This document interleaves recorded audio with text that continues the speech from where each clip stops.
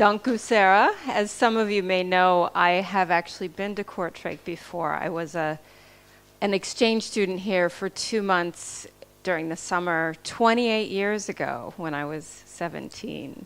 So I'm embarrassed to say I've retained next to none of my Flemish, but I did learn a little while I was here, and I enjoyed being in this area. I was with a family in Wevelgem.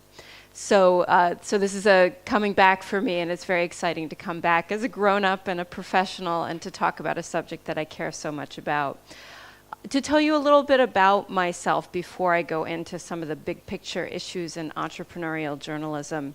I started my career as a radio journalist, and my concept for my career was that it was going to be my day job because I wanted to write the great American novel. I studied fiction writing and English literature in college. So even though I love my department at Paltz and I love the journalism major, I always tell people that you do not have to study journalism to be an excellent journalist. And Noah is really a great example of that. You really just have to know how to ask a lot of questions and be curious and get yourself out there and get good story ideas going. So I worked in radio journalism for about 12 years. That was in basically in America's equivalent of the BBC, mainly working in local ways, not in the big national NPR center. I went to graduate school, again, for writing. I did some more radio, and then from 2003 to 2010, I did what Noah is doing, and I was a freelance journalist. And what that did, even though I don't even know if I thought about it that way at the time, it began to teach me how, if you're going to be out there on your own, you need business skills and entrepreneurial skills, as well as the writing and reporting skills. And then when I became a full-time professor 3 years ago, I'd been teaching for quite a while, part-time. But when I became a full-time professor in 2010, what was going on in the news industry, it felt very crazy. You know, the number of jobs was going down, and I'll talk about that a little bit later. And it seemed quite likely that our students were going to be needing to spend some time outside what we call in America the 9-to-5 world. And so I began to develop a course that would help give them the skills they might need and give them some new ways of thinking about their lives. So I'm going to be taking some of that to you today. And so what I've done here, and I hope this shows up all right in the back rows there, is I've titled my talk From Fear to Opportunity, the New Entrepreneurial Journalist. And so what we're going to talk about is how these changes in the news industry, which, as I understand it, has also affected the news industry here in Europe and in Belgium, have created a lot of fear, especially among young journalists, because the world that they grew up knowing, as far as what the news was and what the main publications are, it's not the same anymore.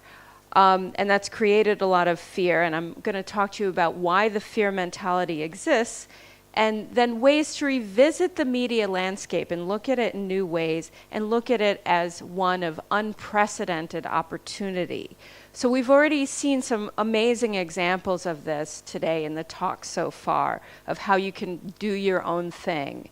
And so what I'm going to do is give you some basic considerations to think about. I'm sort of, it's a fancy word, but I'm the theory behind the practice in a sense. And I'll give you some ways of thinking about how you can become a player in the new entrepreneurial climate in journalism. So first, let's talk about fear. So the media landscape is changing in some truly scary ways, and I think this story is now pretty familiar to us all. Ownership consolidation has been going on for several decades in the United States and Europe. Also, the rise of online media has led to really unprecedented game-changing competition for ad revenue. So basically what you have is you're all digital natives. You've all grown up with the online world. But what that did is newspapers used to have a lock on the advertising dollars, which was incredible. And they could charge really high rates because a lot of people didn't, businesses and so forth didn't have any place to go except to make a commercial to put on television or to have a display ad in a newspaper. They didn't have any other way to reach an audience. And with the rise of online news and media, suddenly they had a lot more ways to reach an audience, and really now very targeted, specialized ways to reach their audiences. So what that means is those ad rates went way down and competition went way up. And that's why newspapers had to, the whole industry had to reshape itself. Several big papers closed, big and little papers closed. Newspapers became smaller. I used to freelance regularly for the New York Times, and slowly every section that I had regular work from became no more. That's it. The section's closed. The paper's still there. It's still a great newspaper in many ways, but it had to become smaller. And then, of course, we have the financial crisis of 2008, making this whole situation even worse. So in the US, let's see, get to the first circle. Here's a look. I'm not sure how much you can see, but even last year, and this is the American Society of News Editors, so this is newsroom jobs in the newspaper industry. Even last year, we lost 2,600 jobs. But overall, since 2007, the year before this crisis began, we have lost our total newsroom jobs, that has gone down by 14,600 jobs. That's a lot of jobs in newsrooms, in what we call legacy newsrooms, the newspaper industry. And then I don't know that much about the statistics overall in Europe, but I do also know in Belgium, I looked up a little bit of information. You've had your circulation generally has been flat or declining. You don't really see the upward trends going on here. You've also lost a major newspaper, Het Volk, that was shuttered once the Peril news group. Please correct me if I'm getting this wrong, but this was the research I looked up. Once the Peril news group bought up a couple of your papers, and they closed one, which is a very familiar tactic in terms of what's going on all over the place. And so all these things, I think, creates anxiety for the young journalists. The number of jobs, the number of opportunities seem like they're getting to be much less. So it's really easy to freak out about this situation and think, oh my goodness, what am I doing? Why? I get a lot of questions from prospective students interested in my program. Is this a real profession? Should I go into this? Are there jobs? But in fact, there's really also unprecedented, got ahead of myself, unprecedented opportunities going on in online news. So jobs in internet media grew about 35% in the past 5 years or so. And also the revenue from online advertising is surpassing the revenue from print advertising. That just happened for the first time a few months ago, finally passed right by.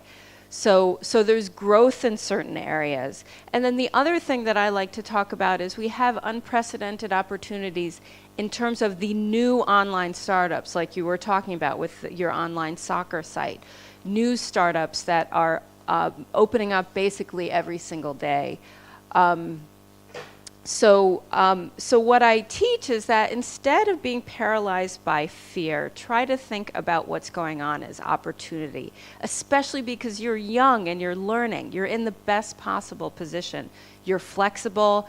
The people who have the hardest time are the people who are around my age or a little older, who have gone to a newsroom every single day, filed an article every single day, done it the same way, learned the deadlines, learned the routines, maybe worked their way up to being an editor, and then their newspaper closes or they take a buyout or they get laid off, and they're out on the street with only one skill. You have an opportunity to have many skills and also to be aware that you can have this new spirit and embrace the opportunity instead of thinking, oh my goodness, I've got a mortgage, I've got 3 kids to put through college, all the things that a mid-career journalist has to think about.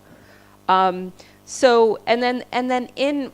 I started developing coursework around entrepreneurial journalism, I found out that there were economic theory terms for all this. So Josef Schumpeter, he's one of the main economists who writes about entrepreneurialism. I won't get too fancy with all the theory, but his basic idea really applies here. He has this term called creative destruction, which means that change will destroy some opportunities, yet it will also create new ones. So this is the moment. You're in the moment of the creation of these new opportunities. It didn't start yesterday. It started several years ago with the rise of online journalism, but it's still in its infancy. Your children are going to ask you about this time in your lives and what it was like and what you did with it, most of all. Taking advantage of these new opportunities entails basically an identity shift. We all kinds of things. Continue.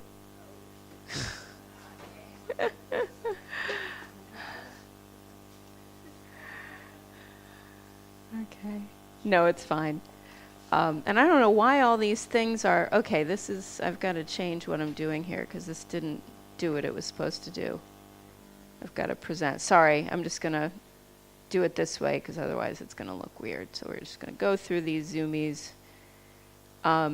Again, don't look, you'll get dizzy. It usually doesn't go this fast. Okay, so you've got to think about changing the way you think about yourself as a journalist or a writer. So this is the classic way of thinking about what you're doing here. You're training to be a journalist, you're training to be a writer. And here are some new terms. Incorporating the identity of the entrepreneur, which is the basic definition is someone who starts a business, either as a freelancer, in the case of a journalism entrepreneur, or as the publisher and founder of a news site, someone who starts a business. That has to do in some way with journalism. Again, with Noah's site as a really good example. This is another term, brand manager. Katrine had very good example. She's managing her brand. She's out there on social media. She has a particular approach to her subject matter and personality that makes her a go-to person in the media landscape. So a brand manager is about creating an identity for yourself. And then here's another term, content provider, okay? Meaning don't think of yourself too narrowly. And again, this has been a theme in our earlier speakers as well. A freelancer can write the news, they can write books, they can provide content for websites, they can write things that have to do with advertising, marketing, public relations. They can do many, many different things. But of course, the prospect of this kind of identity shift can lead to more fear. And I'm going to tell you some of the things I hear a lot from young journalists. All I ever wanted to do was write. They have the dream of being a writer, and now they've got to be so many other things. They've got to think about business. Maybe they have to pick up a video camera too. They've got to go online and blog, all these things. Here's the other one. I'm no good on my own. I need a place to go every day and a regular paycheck. All right, that's another fear. That fear of like, okay, if I can't get that traditional job at a newspaper the way I thought I was going to when I started getting interested in this profession, I'm not going to be good on my own. And another one is a discomfort with this idea of the brand. I thought brands were for cars and cereals, not journalists. Okay? Brand, this is a funny thing to go with journalism. And I get all this. I get all this because I was like this. I felt this. I wanted to be a novelist. That was my idea of what I wanted to do. And then I wanted to be a radio journalist. And then each time some new technology came at me, I felt inside myself some resistance. And I was scared to be a freelancer because I didn't want that level of uncertainty. But I was also scared to stay in my day job because it was driving me crazy. And I wanted that freedom. I needed that freedom in order to grow and change. So I know what these concerns are like, and they're very real. And you have to listen to them, but then you have to move on from them as well. Because you have to today. It's not just a choice. 20 years ago, it was kind of like you did a staff job at a magazine for a while, and then you became a freelancer. If you chose to, But you could always go back. And now it's not necessarily a choice. You're going to have to be able to change. You're going to have to be able to deal with news in a multi-platform way, with skills in social media, skills in video, photojournalism, audio. All these things are going to be part of your life no matter how you work. Also, the shifting employment landscape means that if there are fewer staff jobs, it means that at the beginning of your career possibly, or in the middle of your career, or at the end of your career, you're going to be out there and nobody's going to be giving you that regular paycheck. You may just be forced into this despite your best efforts. And then also, I think skittishness about particularly branding. How many people in this room are not on any form of social media? Is there anyone who's totally off social media? Okay, so you are all every day branding yourselves. So you can't be shy about brands, because you're not your true self when you post on Facebook or Twitter. You're always thinking about, what should I say? What are people going to think of me if I say this? If I say that, is my boss not going to like me anymore? Or are my students going to feel a certain way about me? Your Facebook status updates, your tweets are all branding you. They're all shaping your audience's perception of who you are. No matter how natural, it feels sometimes. It's only natural when you're really drunk at 12 in the morning. That's the only time you're going to do an unmediated tweet. And at that point, everybody should be, taking your phone away from you, so you can't do anything like that. So and by the same token, people are choosing whether to follow you, and then they're choosing whether to read what you put out there. So they're choosing you as, part of their diet of social media intake for the day. So you're already branding yourself. So what you need to think about now is how to do it as a journalist. But I want to say, I think the most important concern I hear from journalism students is the most valid one, which is that all these labels, entrepreneur, content provider, brand manager, is that really journalism? It's not journalism. That's uncomfortable. This is Brenda Starr. She's a very well-known female journalist who is in a long-running comic strip in the States. And so a lot of students are like, content provider, brand manager, what does that have to do with the essence of journalism? Seek truth and report it. All right, it has to do with publicizing yourself. It has to do with all these other things other than journalism. But I want to talk about the ways in which developing a brand and being a content provider and being a good reporter and being an entrepreneur, what they all have in common. So if you're thinking all these things aren't true journalism, if you're a purist about it, okay, what does a journalist do? A journalist looks for new ideas. An entrepreneur looks for new ideas. A journalist considers audience. Does my audience need to know, want to know what I have to tell them? An entrepreneur considers its market. If I put out a product, will they buy? If I set up this hotel with this particular content, will they come? Journalists develop beats and areas of expertise. Again, we've heard a lot about that today. Entrepreneurs focus on a profit niche.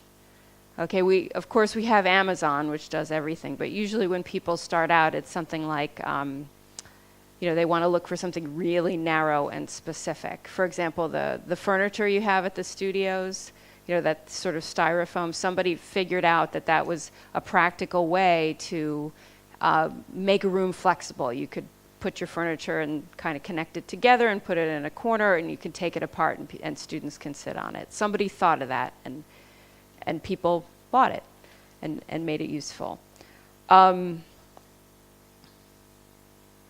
Journalists innovates, always thinking of new ways to tell that story, new ideas, and an entrepreneur is also an innovator. How can I come up with a product that no one's thought about before? So there are a lot of things in common. So let's take a closer look at ways that journalists can participate in the new entrepreneurial culture. Obviously, freelancing, as we've talked a lot about today, is one long-standing form of entrepreneurship. You start and run your own journalism business. You sell your work and your skills to existing publications. And today's media landscape provides new opportunities for the freelancer who is an entrepreneur. So you're a brand manager. And again, these, it's funny because as I work with these terms, sometimes I get really ill at ease because I'm one of the, again, at heart, one of these old-fashioned journalists, and I've had to embrace all this. But and the idea of brand, all that stuff, I still, even as I look at that slide, I think, oh, why am I talking about this? It still makes me a little nervous. But then certain things, I went to a conference recently where this was discussed, and certain ideas really opened up this term for me in a very positive way. Which is that if you're a brand manager, you're the host of a community conversation, right? So if you're tweeting about shoes every day, just to use just a really kind of basic example, and people are tweeting back at you, and you're helping them know where the latest articles about shoes are going to be found. You're the one sort of trolling around, curating this stuff for them. This is like you're the host of a conversation. And it's I started out in broadcasting, and I know how exciting hosting a call-in show is, where you've got a topic and people are calling in and you're discussing it. And so Twitter and Facebook and the other forms of social media really allow you to continue to do that in an ongoing way, and often in a very exciting way, when you're tweeting back and forth and so forth. And so you're the one, as a brand manager, who organizes that digital salon, and you develop that unique identity as the go-to person. And the example I'm going to use here is, as somebody who does this really well, is this author named Lauren Sandler, and I was talking to Sarah about her. And she wrote a book on a very specific idea, which is, she wrote a book about being and having an only child. You guys, most of you are not at the age to be, thinking about these things, but this is something where she basically spent the book unpacking the myth of the only child, that they're spoiled and socially maladjusted and all these things that people have believed really for centuries. Ever since psychology has existed, the only child has been stigmatized. Now, I became interested in her because I have an only child, and that was a choice that I had very mixed feelings about, but ultimately have really embraced. And what she's done is she's published a book, but she's also become very much her own brand manager in that she conducts ongoing conversations and produces ongoing journalism about these changes in the American family and the American way of life. And even the global, her book actually is very global. She goes to other countries, looks at this in other countries, looks at childcare policy, all kinds of things. So in addition to writing, she wrote an article about this in Time magazine several years ago. It became developed into a book. And then soon after her book was published, she wrote this article in Time magazine about the choice not to have any children at all, which is, again, a similar topic, similar niche of sort of, I guess, the idea of tiny families. And then her blog and her Twitter are really active with this great conversation of people sharing ideas about the stuff she's written and tweeting other articles or other comments. And she's gotten a lot of buzz, and Rush Limbaugh has talked about her, and people have castigated her for all kinds of reasons, but they've also embraced her message for all kinds of reasons. So on Twitter and other forms of social media, she's conducting this ongoing conversation. And so what that means is we have something enriching and unprecedented in our world where we follow her tweets and are able to participate in this conversation. But also the next time she writes a book or writes an article, she's going to get a lot more attention, and her value, monetarily or otherwise, goes way up because she's conducting this digital salon. Plus, there's just a great pleasure in doing this. When your article, Noah, came out about being paid $12.50 an hour, it's like people got to talking about it and what it meant for journalism and how do we survive in this climate and all these things that were really important. So brand manager suddenly it suddenly had potential for pleasure. So this is an important part of both developing your career and enjoying your career and who you are. Let's see. So, and then also another term that I still kind of go, ooh, I don't know if I like using that term because it feels so corporate, is content provider. Because again, it feels empty. You know, it's not journalists with seek truth and report it. It's content provider where you're just some hack, you know, right? But I think for me, I'm using my own career as an example here. It's meant I've gotten to do tons of different things. And many of those things have been journalism. Some of them have not, but that's been okay. Because that's all part of the mix of making it all work. So among the things I've done, this is one of the New York Times articles I've written. And then I also, along with, whoops, shoot, I hate when this happens. Okay, good, it backed out. I'll just point to those things instead of zooming in. I've also done multimedia for the New York Times, so I've helped them put together audio slideshows because I have the radio reporting background. So that's part of the reporting process, but it's also content because it's not just writing. It's not just writing an article.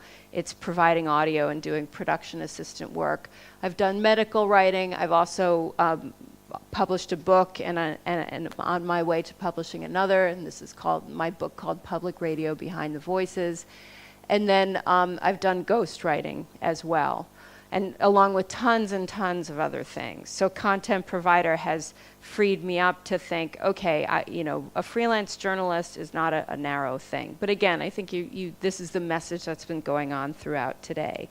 And I very consciously develop a diversity of activities, a diversity of revenue streams. Some endeavors exist mainly to pay the bills. A lot of endeavors exist because I love them and want to write about them, and I think they're good ideas, and I happen to get an editor to agree with me and agree to pay me to do so. So one thing I want to bring up is that, with these new terms, brand manager and content provider, there's some ethics worries that students and others, also working journalists, have, where they think, oh, if I write some advertising copy, does that contaminate me as a journalist? If I do something that's sponsored content, does that contaminate me? And I think the main guideline is know what you're doing and be very conscious of your brand. If you want your brand to be as a journalist primarily, if you write advertising copy, make sure your name's not on it, which is usually the case. But there's this new breed now of advertorials, which are news articles that are actually sponsored content, and they have requirements set out for you by the sponsor, like, okay, you're writing about Rice Krispies, and you can't criticize them. It's all got to be positive, and all the quotes have to be positive. They're determining the editorial content. So you don't want your name on something like that. You can agree to write that ad copy, but just, you just say, hey, it's an ad. My name doesn't have to be on it. And usually that's just fine. So it's just basically like don't shill, which is a word meaning like advertise or sell yourself out for a product under the guise of being a journalist when you're really not using journalistic methods and you're really using advertising methods. That's really my main guideline here. So the other thing I want to talk more about is the world of startups that's going on in the US and I believe quite a bit in Europe as well, though that's not my area of specialty, so I can't speak as much about it. And again, this is along the lines of what Noah was talking about with his soccer website. And I want to tell you about these things in hopes that they will inspire you. Because sometimes, if you've been freelancing for a while or even if you've been working full-time for a while, you get an idea and you think, all right, well, the traditional news media ecosystem is shrinking, but there are all these opportunities online, and maybe there's something that I can think of that people really want to read about in a regular way, a certain niche that I can really showcase. And this is about more than just blogging. Blogging can be a part of the whole experience of it, but it's really about starting your own, newspaper online or magazine online. So I'm going to go out of the Prezi environment and just show you the two basic approaches for a news startup. One is the hyperlocal. Okay, this is the hyperlocal startup is this whole new phenomenon that's occurred because of the rise of online news. And basically what it is it takes a very narrow region. In this case, this is a neighborhood in Seattle called the West Seattle Blog. And it says, all right, well, here's this narrow region. It's a neighborhood of a city. It's not even a city. And people really want to know what's going on in their neighborhood. They really want to know about the traffic in the area today. And some of this stuff is super, super basic. Sometimes it's crime. Let's see what else they have here. High school sports. Okay, so this is really, really local. Nobody would want to read about high school sports in West Seattle other than the residents of West Seattle. But what has occurred is that the local businesses in West Seattle know that the best way to get to their readers is not to advertise in the Seattle, the city newspaper for Seattle, which is, I keep thinking about the Post-Intelligence, or that close, it's the Times, right? The Seattle Times? Yeah, the Seattle Times. They advertise in the Seattle Times, they're going to get the whole city of Seattle. But if they advertise in the West Seattle Blog, they're going to target people who are right within, meters of where they are. So you'll see along their side, they've got lots of local advertisers. Let's see, Sound Yoga, okay, right up there. Okay, so that's like, a couple blocks away from their readers. Concrete is Forever. I'm assuming that's for some local concrete person. The local YMCA. Okay, you can save. The Therapist, all right?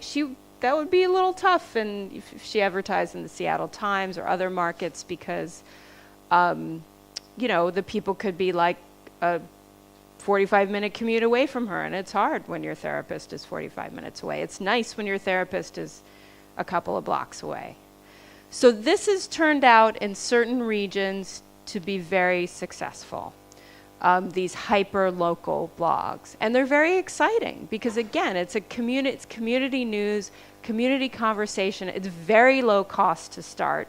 You can start it with a WordPress blog or some other kind of blogging platform, though it's not exactly a blog in terms of the first-person nature of a blog. It's a news blog. So this is going on all over the place. I've done some work for one of them. It's called the Watershed Post. Okay, so these two very attractive-looking Americans arrested for arson and burglary, which is the kind of story where even in our nearest big city, they're not going to highlight this kind of thing. But the readers of the Watershed Post are right near this area of Olive, and they're going to think, okay, I know these guys, and do I know the people they burgled? And, it's important community, old-fashioned community news.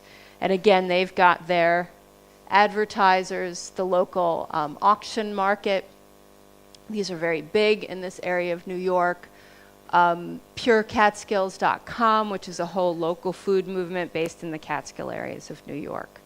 So this is one form of entrepreneurial journalism, which is really big and going on all over the country. Is there such a thing here in Belgium, as far as you know? Okay, here's your chance, right?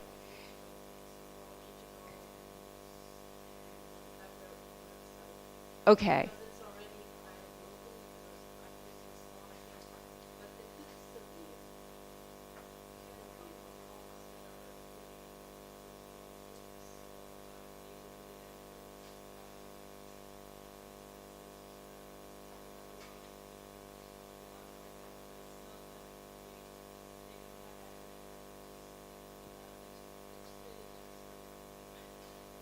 But that's how these started out. So you never know. You do.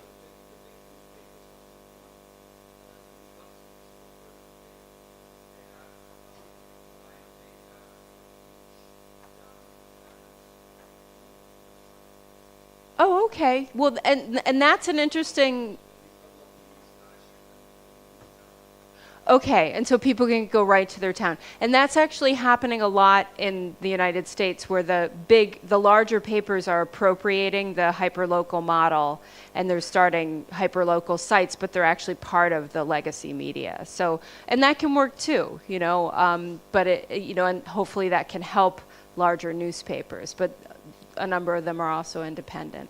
So, I know the CBC, the Canadian Broadcasting Corporation, like the BBC, they're doing some online work in this direction as well.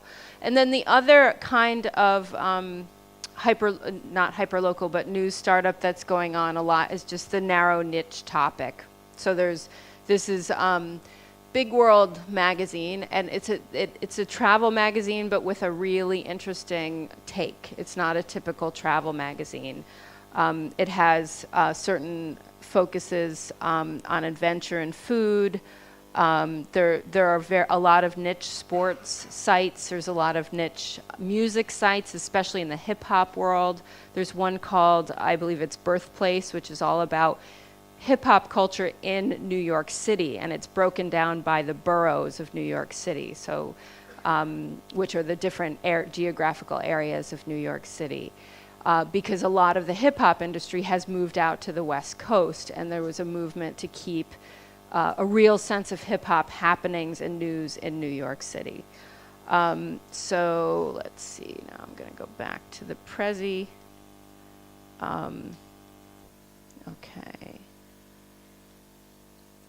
Okay, so how do you begin to go about something like this if you're interested in doing a news startup? And to me, this is about looking at yourself and what you're really passionate about, what you care about, what you don't stop thinking about, if there is such a topic in your life. And then starting to think about audience. Are there going to be other people who care about that just as much? And that's the beginning of the process of thinking about whether you yourselves could start a news website of some sort. So the first question is about, so as I said, yes, passion. So here's the formula. Passion plus valuable audience equals your startup. So you're asking yourself, what are my passions? So here are a couple of examples of sort of,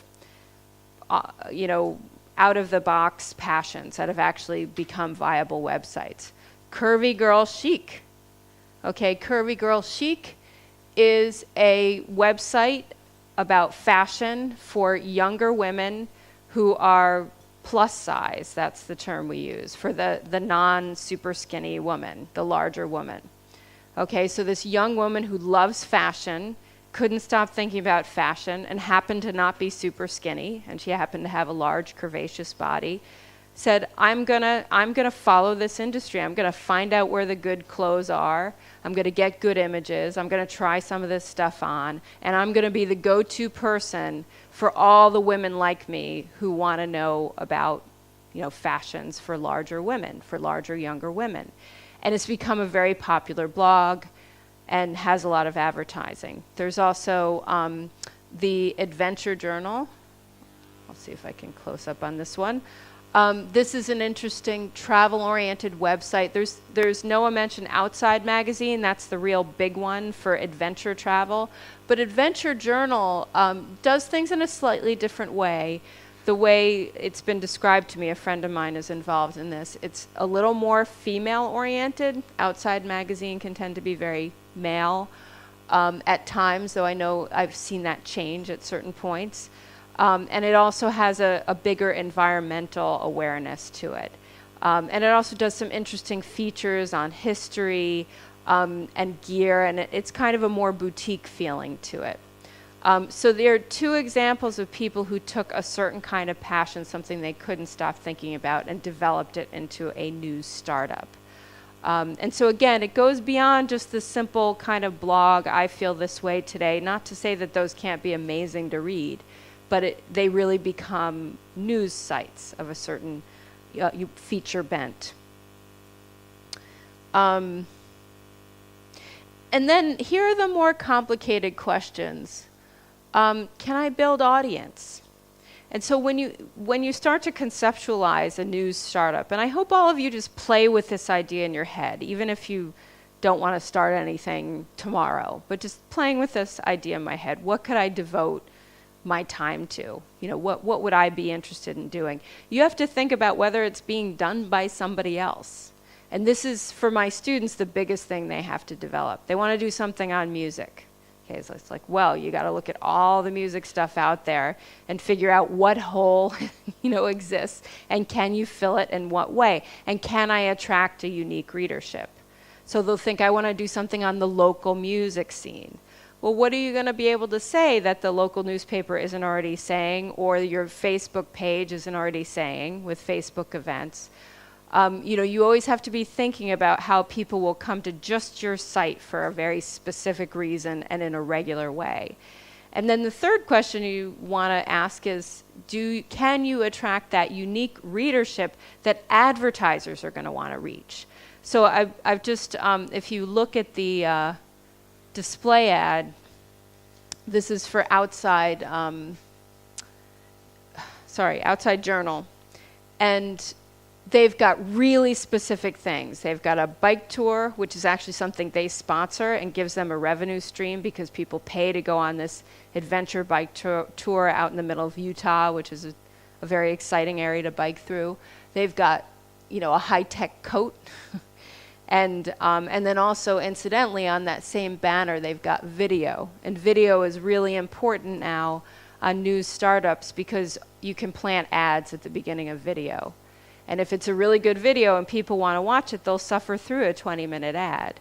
And so this is one of the biggest growth areas now in entrepreneurial journalism are these, tiny ads, not 20 minutes, 20-second ad, these little ads at the beginning of videos. You see them on YouTube all the time. This is a real revenue builder in the news industry right now.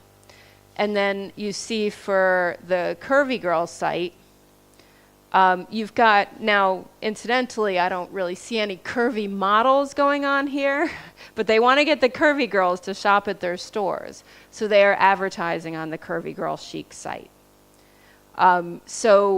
Because they're getting at an audience they wouldn't be able to get at otherwise. They've decided that this is a good place to attract women who would want to shop in their stores. Once you're, again, in your imagined site that you might start one day, you have to think about how you're going to cover your topic in a really steady way. Because if you're going to be the go-to person for, say, I want to be the go-to person for flat, comfortable, high boots because I have terrible feet. I've got to figure out how can I cover that. I'm using very trivial examples, excuse me. But how am I going to really cover that in a steady way so that people, whenever they want to know about this stuff, will come to me? And then you want to think about innovating as well.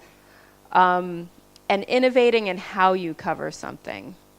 So I want to just show you a couple of more sites in terms of innovation. This site is a really interesting site, and it's a more serious site. And I want to show you this because it functions in an important way in our society. It's called Homicide Watch DC. Washington, D.C. is a website with a city with a very high murder rate. And it's what's really, I guess, it is problematic is that the major papers of Washington, D.C., it's so common to have murders that they don't even cover most of them. They have to be highly unusual to get regular coverage. And then maybe they'll cover them once or twice. But what Homicide Watch does, if you look at it, is it posts information about victims, suspects. It gives you a map mapping out where the homicide happened. And it's got all the documents related to the court proceedings on every murder in Washington, D.C. I'm just going to click around this site a little bit so you see what's going on. See if the internet's slow here. So you get this list of victims, information about them. I want to get to the map because the map is really interesting. Okay, look at that. That shows you that density of murders in the area. And it's an innovative way of covering it. And this is, I think, my favorite, if you can have a favorite, is that all these murders, every part of the judicial process surrounding these murders is up there online. Now, why would something like that be important? Okay, if the Washington Post isn't covering these murders and not writing news articles about them, why would it be important to have every document and every step of the court proceedings about these murders that happen so regularly? Just thinking as journalists, I'm asking you, why would that be important? Mm-hmm.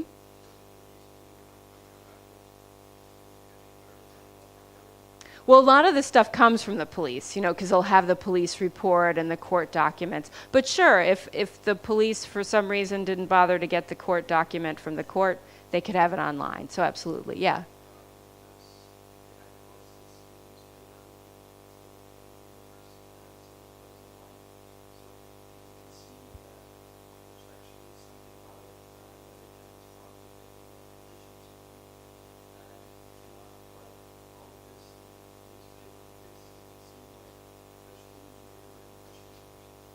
Yes, it's sort of a focused place where you can go for information about these things. Yes, very good. Other?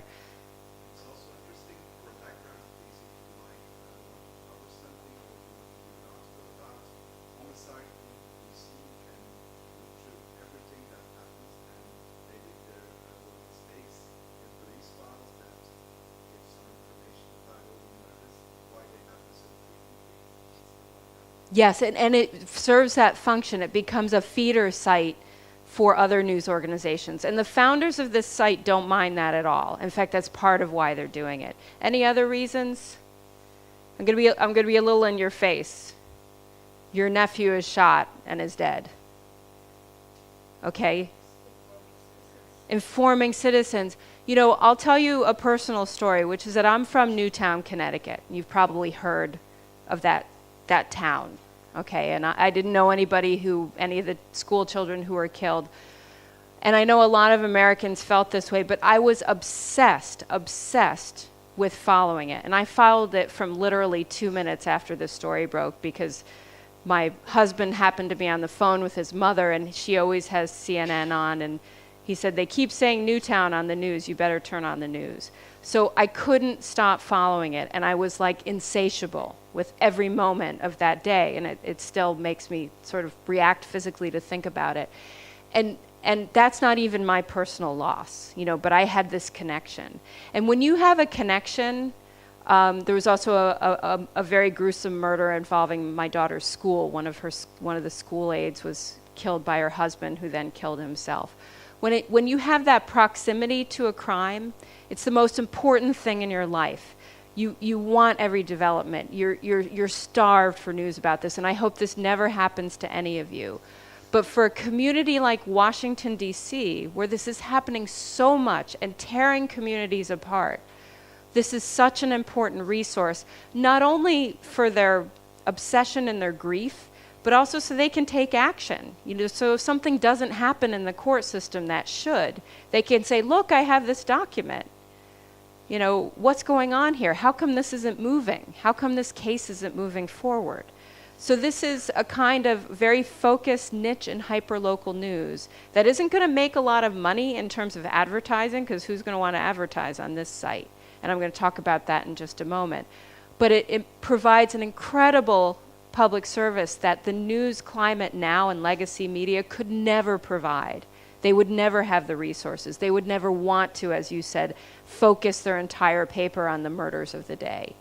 They would never want to spend all their ink and all their space on their website covering all this stuff with this much depth. But for the people, the family members of these victims, this is the news. This is the only news. This is the most important thing in their lives. And in a way, in this city, it's the most important thing in this city, even though this is now where the government shutdown is being discussed and all these other things are happening. Okay, so, because this is about people and their sons and their mothers and their nephews and, people in their lives being killed.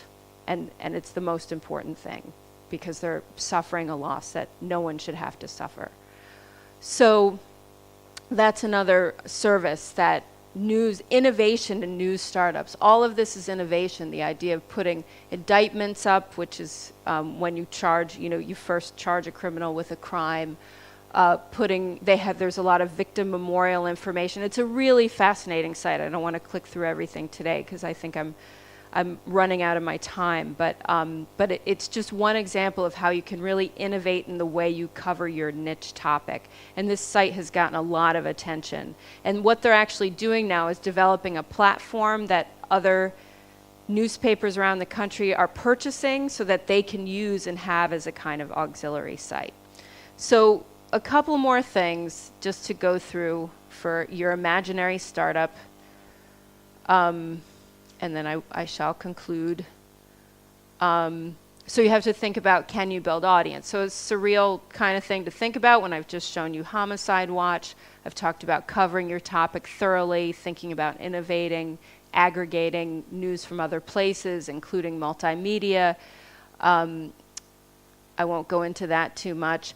But the final question here raised by Homicide Watch that I'll just jump ahead to is, how do you fund this? Okay, so say you're starting your news site, it's going well, you can do it for free because you're doing it on WordPress, but then you realize, oh my God, I'm spending 10 hours a day on this, how am I going to make money? How am I going to pay my bills? This was fun for a while I was a student, but now it's time to get serious. You have to think about, do you want to try to monetize it? And monetizing is the word to say, do you want to find a way to get a cash flow in so you can be paid and you can buy computers and office space and the things you need. So if you have sufficient audience to your site, and that's a really big question in itself, you can think about courting advertisers and going on a for-profit model. And that means, again, you have a unique readership that advertisers want to reach. But there's also in the US, and I believe there are probably forms here in Belgium and in the EU, of doing nonprofit or NGO type funding, where you can prove to an organization, an NGO, for example, that you have a lot of people reading your site, about homicides in Washington, D.C., and that this is really important information and it deserves funding. So in a way, the SeaMedia site functions in this way, where you've gotten grants and it helps you do the projects that you do. So the sponsoring organization has to believe in your mission. So that's another way to do it. So there are two models. And also sometimes you get members, such as through Kickstarter or other membership campaigns of people saying, I believe in your site, I'm going to give you money directly, instead of having to go to a department store or find advertisers through those many ways. So there are two ways of looking at your site. And that's just a basic description of that. And then the other thing to think about is, even if you can't raise that cash, even if you can't get the advertisers, or you can't get the NGO to fund you, or the European Union, or whatever it happens to be, your site may be valuable. Your site might get purchased by a larger organization. That's happened a lot. There's a site called Tree Hugger that's all about the environment that got purchased by the Discovery Channel for a lot of money and now provides content. And this goes on all the time in the news media business climate. And then also your experience covering something so heavily may be valuable for either freelancing opportunities or a full-time job, and then suddenly you're out of the cold and into the full-time job world if that's what you end up wanting to do. So doing a startup is a very important thing to consider. And so I think the main thing that I hoped I've accomplished today, and I know that the speakers before me have helped in this mission, is to just take away that fear about all the changes in the news industry, if indeed you're even feeling it. And so, as you go along, whether you start your career as a freelancer, as someone who runs a startup, or in a full-time job, if you're lucky enough to have one, seek your mentors, build community, get advice. And just remember how fortunate you are to be young in a time when all these changes are taking place, and you can roll with them and take advantage of them, and potentially even be visionaries within them. And I wish you all a lot of luck, and thank you for your patience and bearing with me in my talk today. any questions, let me know.